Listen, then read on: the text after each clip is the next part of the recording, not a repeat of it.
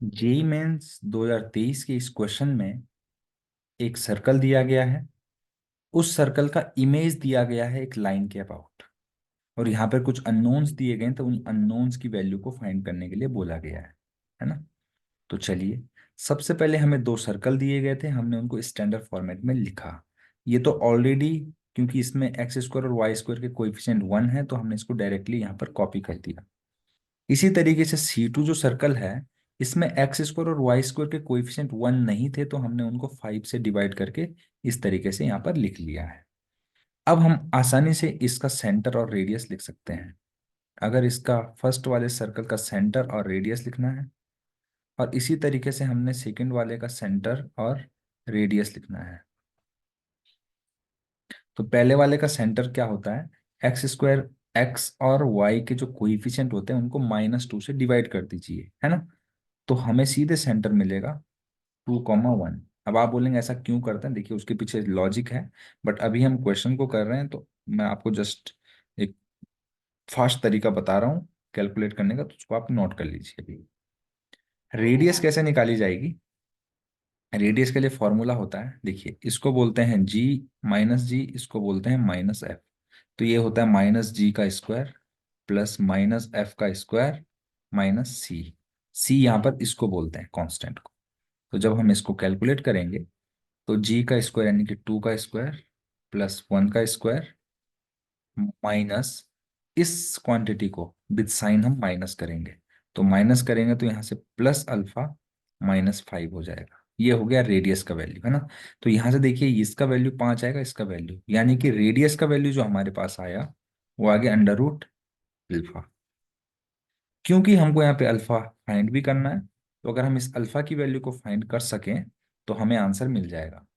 Second वाले circle का अगर हम सेंटर देखें, तो सेंटर देखिए एक्स के कोएफिशिएंट और वाई के कोएफिशिएंट को -2 से डिवाइड करेंगे, तो एफ कॉमा जी मिलेगा। रेडियस निकालेंगे तो क्या मिलेगा, एफ स्क्वायर प्लस जी स्क्वायर माइनस ये वाली क्वांटिटी, इसको सी बोला जाता है, 36/5। ठीक है। अब कुल मिला के बात यह है, यहां पर कॉन्सेप्ट क्या लगना चाहिए कि देखिए C1 का हमने निकाला इमेज C2 पे, तो रेडियस विल रिमेन सेम।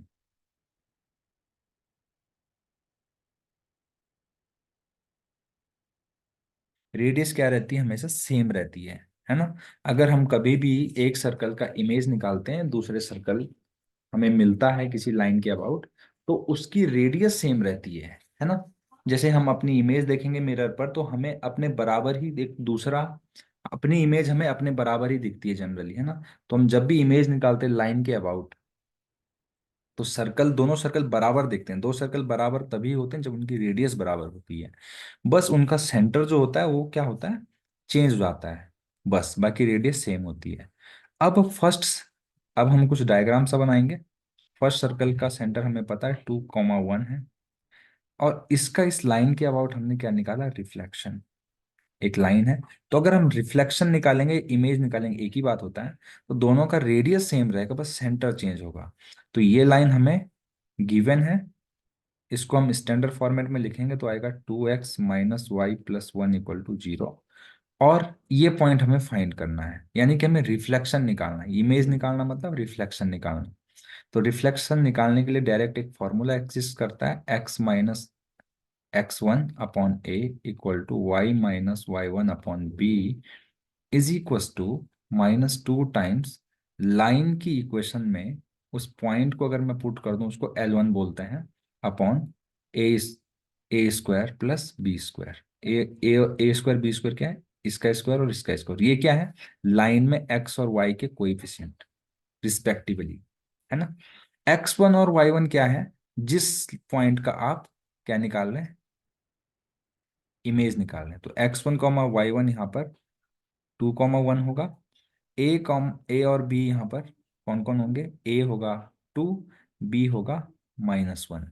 तो इनको हम यहाँ पे अगर पुट करेंगे तो हमें इमेज मिल जाएगा, यानी कि x - 2/2 = y - 1/b की वैल्यू -1 है, इज इक्वल टू -2 टाइम्स, इस लाइन के इक्वेशन में हम क्या करेंगे, इस पॉइंट को पुट करेंगे, तो क्या आएगा 4 -1 + 1 अपॉन ए स्क्वायर यानी 2 स्क्वायर प्लस -1 का स्क्वायर। अगर आप इसको सॉल्व करेंगे, ये हो गया कैंसिल, तो -8 अपॉन आएगा 5। अगर आप यहाँ से x -2/2 को कंपेयर करेंगे -8/5 को, तो यहाँ से हमें मिलेगा -16/5। x की वैल्यू जो आएगी वो आएगी 2 -16/5, यानी कि -6/5 आ जाएगा।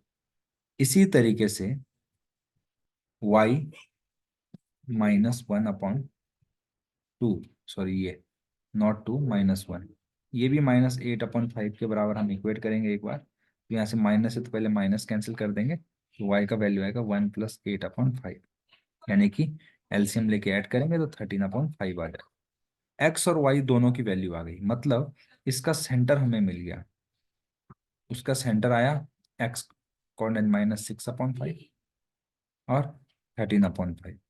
रेडियस दोनों की सेम रहेगी, यानी कि ये किसका वैल्यू है, ये है f और g का। तो ये f की वैल्यू है, ये g की वैल्यू है। इन दोनों वैल्यू को मैं यहाँ पे पुट करता हूँ, राइट।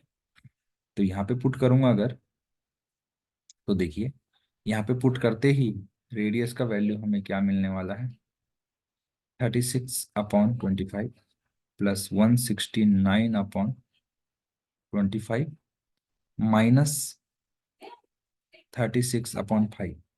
अब इसका भी एलसीएम लेंगे अगर, तो 5 से इंटू 5 से डिवाइड कर दिया मैंने, है ना। तो यहाँ से रेडियस कितना आएगा वो हम देख लेते हैं, 36 प्लस 169, 36×5 = 180 होता है, डिवाइड बाय 25। अगर आप इसको माइनस करेंगे तो यहाँ से हमें कुल मिला के यहाँ से 11 हो जाएगा, ठीक है। यहाँ से आएगा 25/25, यानी कि रेडियस की वैल्यू आ गई 1। अब मैंने आपको स्टार्टिंग में बहुत स्ट्रेस करके बताया था कि रेडियस, ये वाली रेडियस और ये वाली रेडियस बराबर रहेगी। ये दोनों क्या रहेंगे, बराबर रहेंगे। ये दोनों रेडियस क्या रहेंगे, बराबर रहेंगे। तो इसकी रेडियस अगर 1 है तो इसकी रेडियस भी 1 होगी, यानी कि √r equal to, sorry √α equal to 1 हो जाएगा, यानी कि अल्फा की वैल्यू आ गई 1। रेडियस की वैल्यू, अब आप देखेंगे यहाँ पे रेडियस की वैल्यू, इसने क्वेश्चन में देख लेते हैं। इसमें बोला गया है कि R be the radius of C2, तो C2 की रेडियस तो अभी 1 निकाली हमने, तो यानी कि r इक्वल टू 1। पूछा गया था अल्फा प्लस आर का वैल्यू, तो 1 + 1 करके हमारा आंसर 2 आ जाएगा। अगर आपको सॉल्यूशन अच्छा लगे तो प्लीज चैनल को लाइक, शेयर और सब्सक्राइब करना बिल्कुल ना भूलें, ताकि हमें भी और मोटिवेशन मिलता रहे कि हम और वीडियो आप लोगों के लिए बना सकें।